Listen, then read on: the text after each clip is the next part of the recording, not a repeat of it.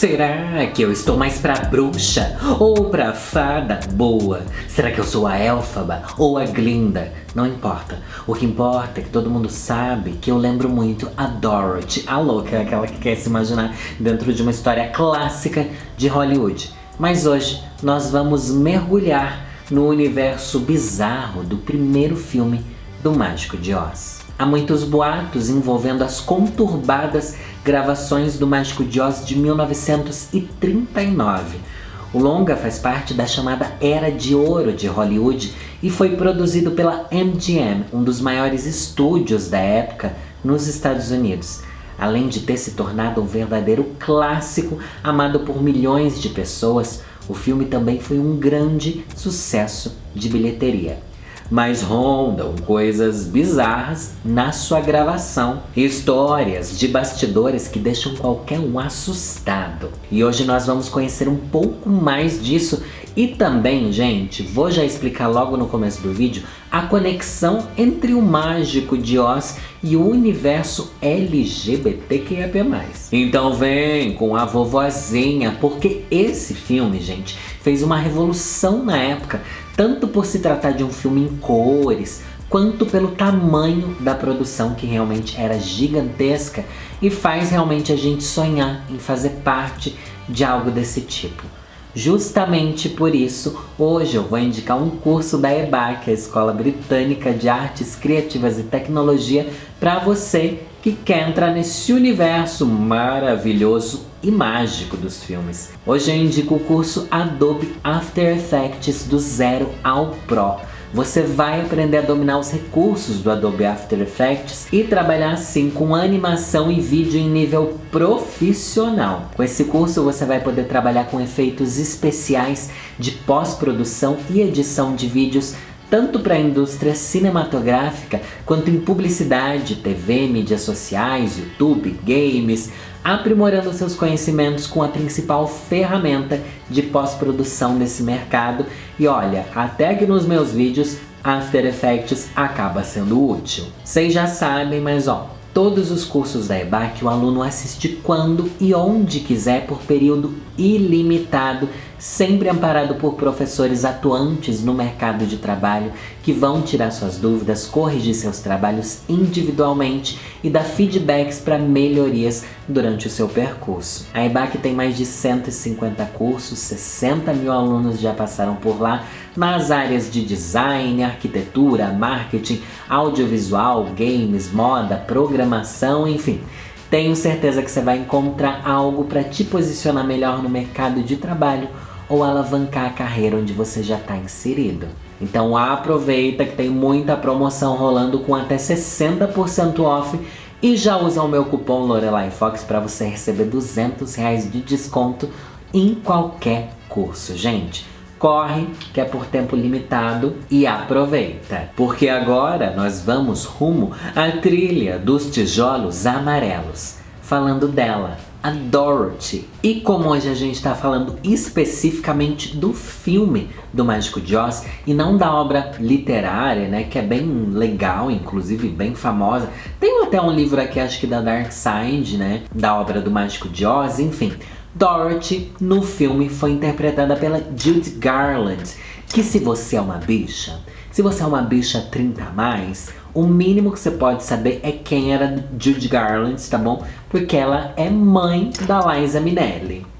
Ok? Você não sabe quem é a Liza Minnelli? Tem que saber quem é a Judy Garland, porque a gente que é bicha precisa saber dessas divas antigas do cinema, tá bom? Porque eu não sei, mas tem que saber, bicha, senão a gente já é discriminada por aí. Enfim, a Judy Garland é considerada por muitos uma das principais estrelas cantoras da Era de Ouro de Hollywood e dos filmes musicais, né? O nome dela mesmo já é muito icônico. E no filme ela é bem jovenzinha e acontece o seguinte. No filme ela tá lá bem sonhadora, jovenzinha, morando no interior do interior, morando na roça mesmo da cidade de Kansas. Só que essa cidade é atingida por um tornado que acaba transportando a menina Dorothy, levando ela para um lugar encantado chamado Oz. Nesse lugar encantado chamado Oz, ela acaba indo em busca ao Mágico de Oz, que é um cara que teria os poderes que seria capaz de trazê-la de volta para o Kansas, trazer ela de volta para o nosso planeta,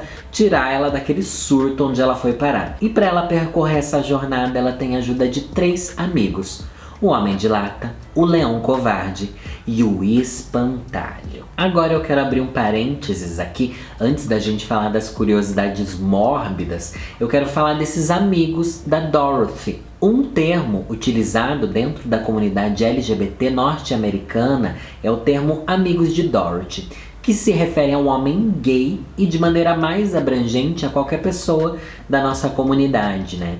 Utilizar essa expressão ou indagar, né, se perguntar se alguém é amigo de Dorothy, naquela época era um modo sutil de você perguntar se alguém era do Vale ou não, né? Perguntar a orientação da pessoa sem falar explicitamente daquilo. Então, durante muito tempo, na América do Norte, eu acredito que aqui no Brasil isso não pegou tanto, né? Mas lá fora era muito comum chamar de amigos de Dorothy para as pessoas que eram entendidas saberem do que a gente estava falando.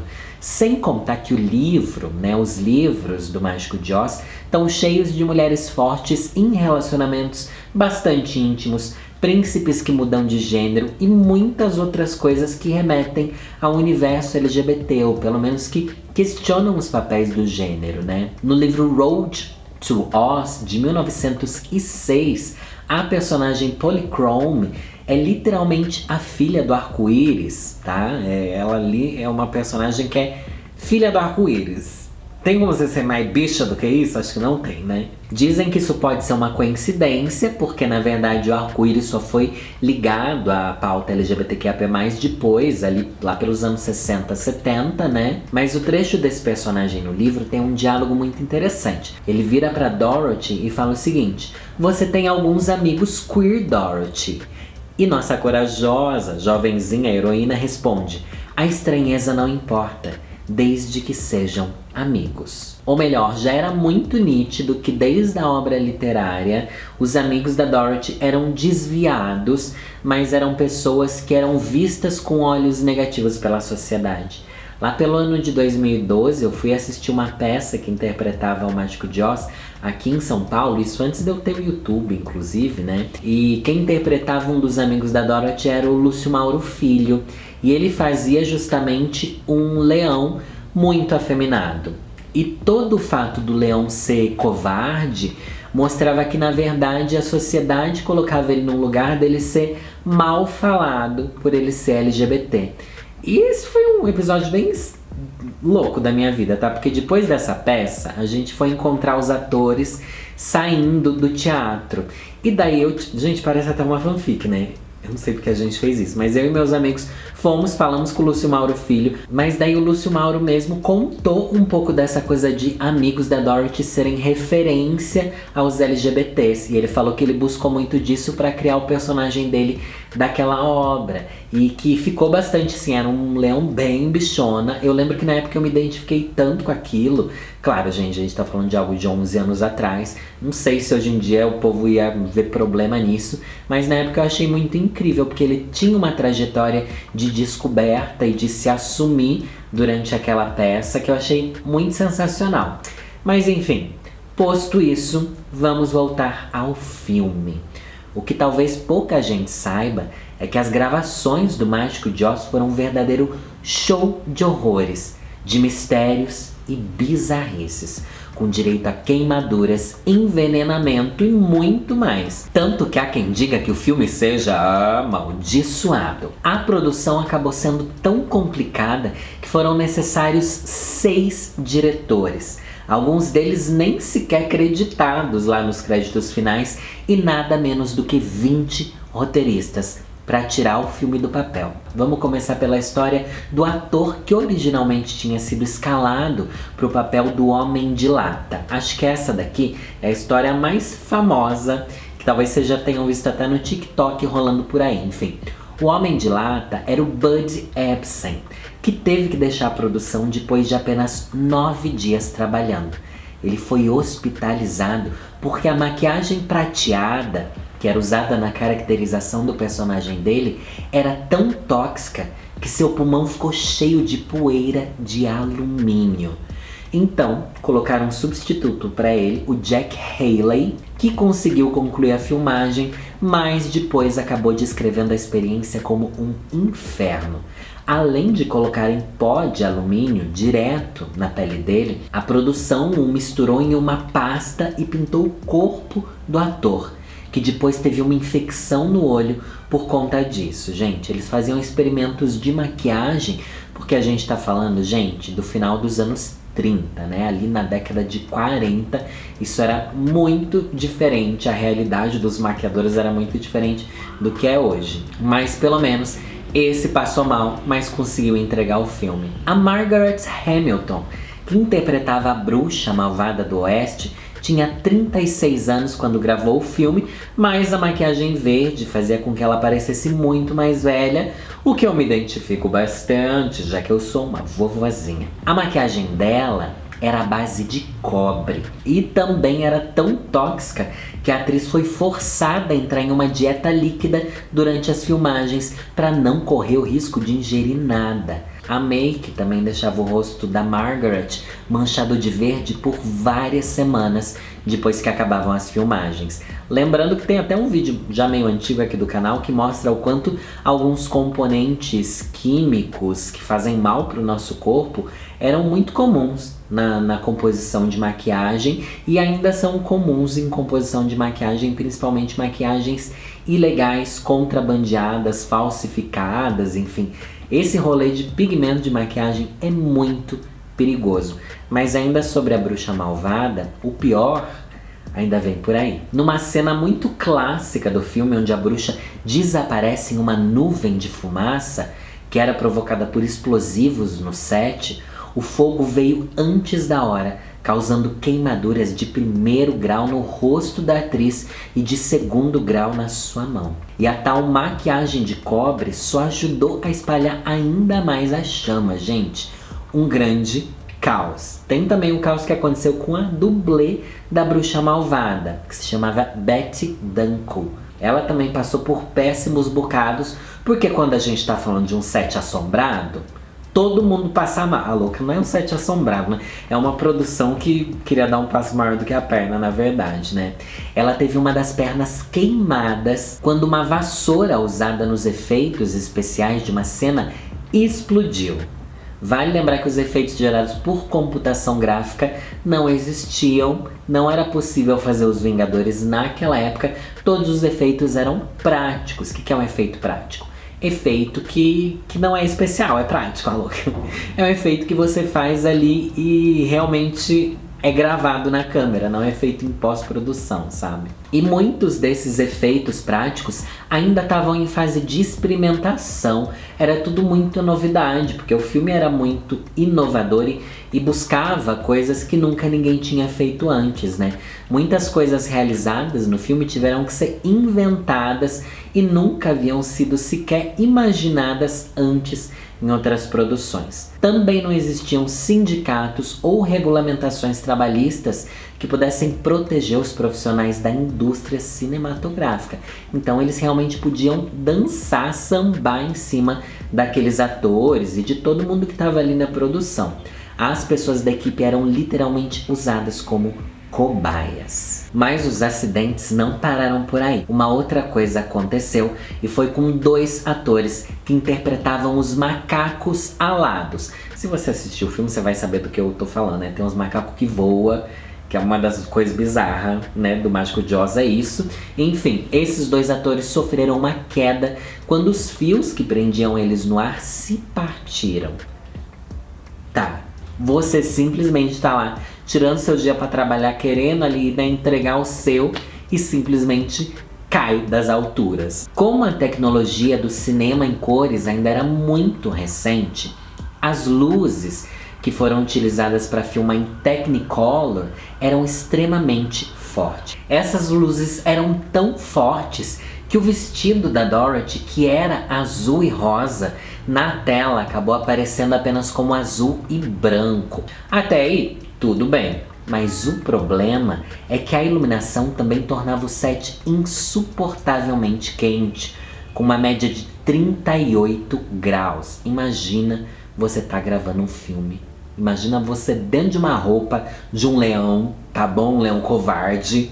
Você lá usando aquele monte de peruca, aquele monte de coisa. Você lá de homem de lata, o espantalho, não sei o que, aqueles vestidos enormes da fada, da bruxa, de sei lá do que, aos 40 graus, gente. Pra completar esse set pra lá de insalubre, né, a podridão da podridão, as fibras minerais usadas na neve falsa tinham substâncias cancerígenas que, ao serem inaladas, podiam provocar problemas pulmonares. Gente, eles estavam fazendo chuva de câncer em cima do povo. Como é possível? Ai, se bem que...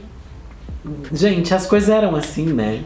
E tem coisas que eu tenho certeza que a gente faz hoje, daqui 30, 40 anos a gente vai descobrir que são extremamente prejudiciais à saúde. A gente tá falando da década de 30, 40, as pessoas ainda achavam que era ok fumar, que não fazia mal e blá blá blá, enfim.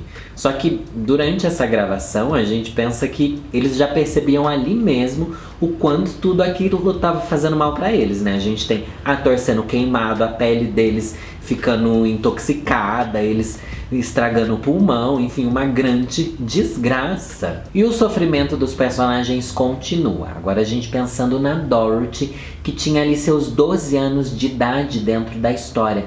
Mas a atriz Judy Garland já tinha 16 anos durante a filmagem.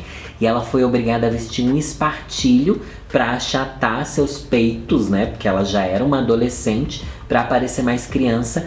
O que dificultava muito a respiração dela, e também ela dizia ser muito doloroso. Ainda mais porque ela era uma criança, né? Em fase de crescimento, uma adolescente ali, o corpo muito sensível.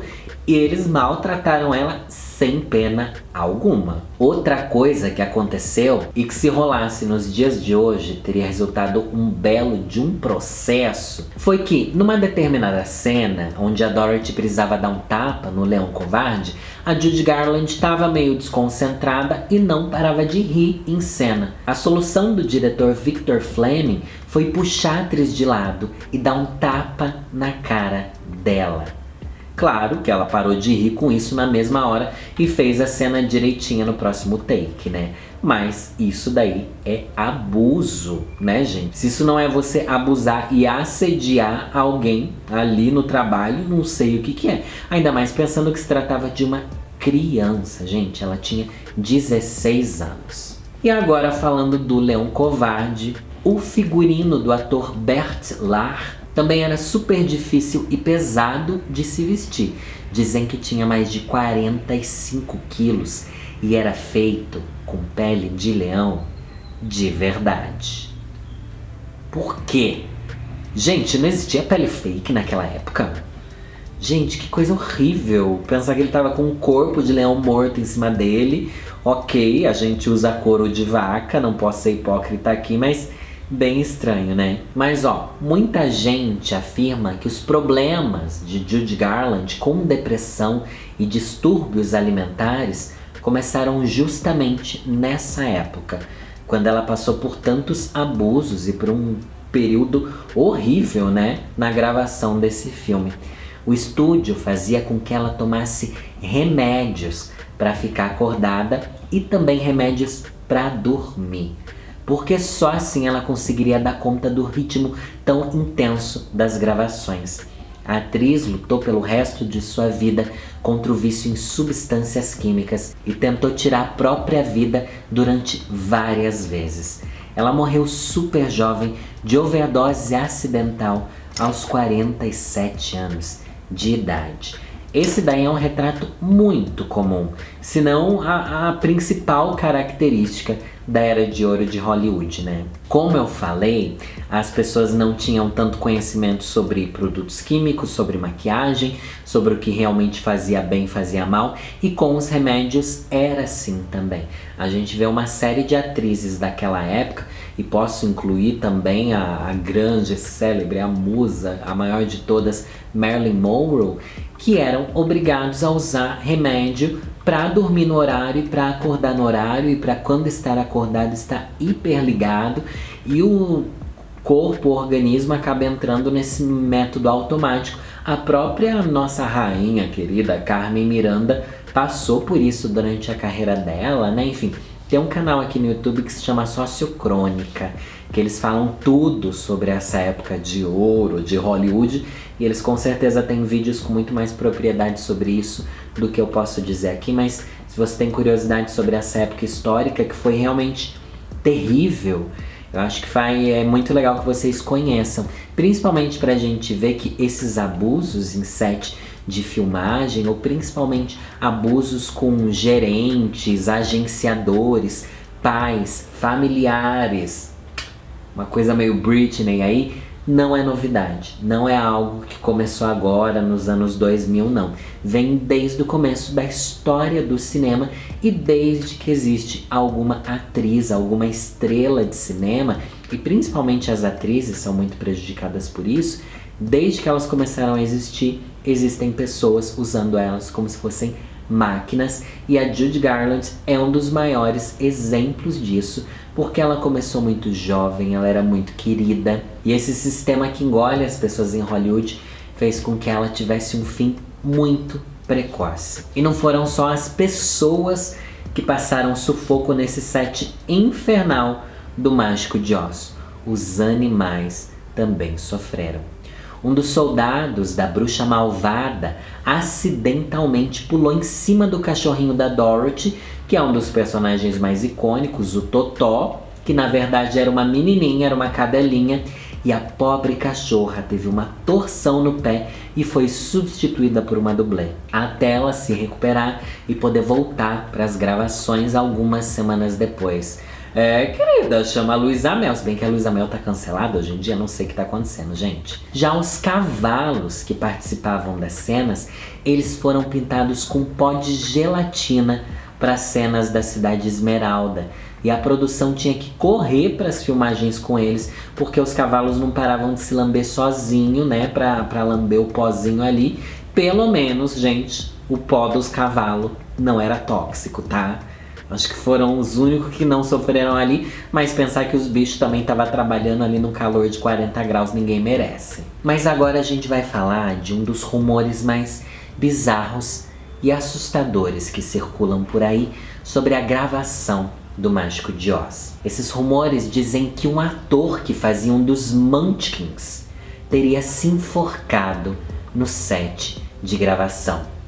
Em uma cena em que Dorothy, o espantalho e o Homem de Lata estão na estrada de tijolos amarelos cantando e felizes, há quem veja uma figura escura que lembra uma pessoa pendurada numa árvore no cenário ao fundo. Ou melhor, muitas pessoas e teóricos da conspiração dizem que em uma cena do filme aparece um corpo. Mas, de acordo com uma matéria da revista Time sobre os mitos e verdades relacionados a esse filme, dizem que provavelmente aquilo se trata de um dos pássaros exóticos que a produção havia emprestado do zoológico de Los Angeles. Dizem que o pássaro estava ali meio que no fundo e não sei o que lá, e como a gravação é muito antiga, não tem uma resolução bastante, estava bem no fundo e tal, eles desmentem dizendo que não. Ninguém se enforcou no set de gravação do Mágico de Oz, era apenas um pássaro. O fato é que com tanta coisa ruim acontecendo no set de filmagem, provavelmente os atores e a equipe técnica do filme são os que mais concordam com a famosa frase dita pela Dorothy: não há lugar como o nosso lar. E todo mundo queria sair correndo dali. Querida, quanta desgraça aconteceu. Inclusive, eu acho que esse daqui é um dos temas que eu mais queria trazer. Faz muito tempo que esse roteiro tá pronto, porque eu acho bizarro esse filme, gente. Eu tenho um pouco de medo, me dá um pouco de agonia. Parece que eu tô assistindo a Fantástica Fábrica de Chocolate, aquela versão antiga. São filmes que me deixam assim meio tipo, ai, que coisa estranha. É umas coisas bonitas, mas estranha ao mesmo tempo. Ao mesmo tempo que eu acho bem clássica e icônica a música.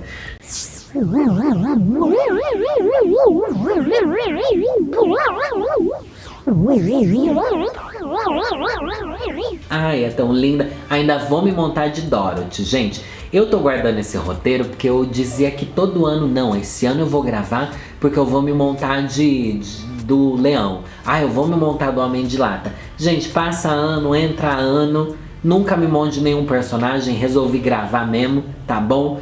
E quem sabe eu use algum personagem desse pro Halloween, mas a história já tá contada. E se você quer saber sobre histórias bizarras de outros filmes, deixa aqui nos comentários as suas sugestões, tá bom? Lembrando que temos vídeos de terça, quinta e domingo. Tenho 2 podcasts rolando. O podcast Para Tudo, que tá em todas as plataformas digitais. E o podcast Conselhos Ruins, que é só para apoiadores. Inclusive, me apoia lá, gente. Entra no link aqui da descrição para você fazer parte do meu Apoia-se Conselhos Ruins. Por apenas R$10 mensais.